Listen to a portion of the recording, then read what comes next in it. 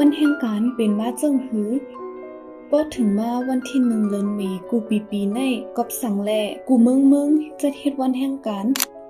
และวันแห่งการลำลองเจิ้งหือเตเมื่อปีเฮง8/86เดือนเมษวันที่4ห้องนั้นแห่งการและเหตุการณ์10 ชั่วโมงถึง12 ชั่วโมงต่อ1วันและ6วันต่อ1วงเซมกามีลองใจกินแห่งการลูกอ่อนอันอาซักยังไปเต็มเสื้อนั่นในสิแลแห่งการตั้งน้ำกว่าจู่ตุมกันตีเฮมาร์เก็ตสแควร์ที่เวงชิคาโกเมือง US นั่นเสตกย้อนตาให้มีปักเปิงตำวังข่าวยามเหตุการณ์8 ชั่วโมงต่อ1วันในเย้าพองกนเมืองในกลางใจไว้43วันเย้านั่นมีเจ้าหน้าที่เขาเข้ามาคัดใจยากอย่าให้ก้นจู่ตุมกันน้ำพองยามนั่นก็มีก้นกลุ่มหนึ่งเอาหมากมาปล่อยใส่ตีก้นจู่ตุมกันนั่นเส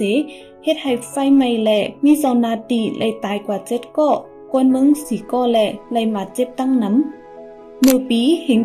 8/94นั่น Grover Cleveland ก็เป็นลงปองจุนของ US เอาลองตั้งอันเป็นกว่าตีเฮมาร์เก็ตในเส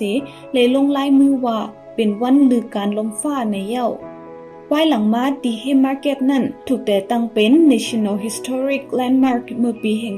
9/97นั่นเย้าเจเมื่อนั้นมาก็Haymarket Affair ในถูกก่อตั้งเป็น International Workers' Day อำนั้นวันแห่งการในวันที่1เดือนเมษนั่นอยู่ยาวกอบนั้นแลกูเมืองก็เอาวันที่1เดือนเมษในเป็นวันแห่งการอำนั้น Liberty ในยาวแต่เมื่อปีเฮง9/57ในเมืองไทยและมักมันวันที่1เดือนเมษในเป็นวันแห่งการอำนั้น National Liberty เมื่อปี2025ที่เมืองไทยปอดของใน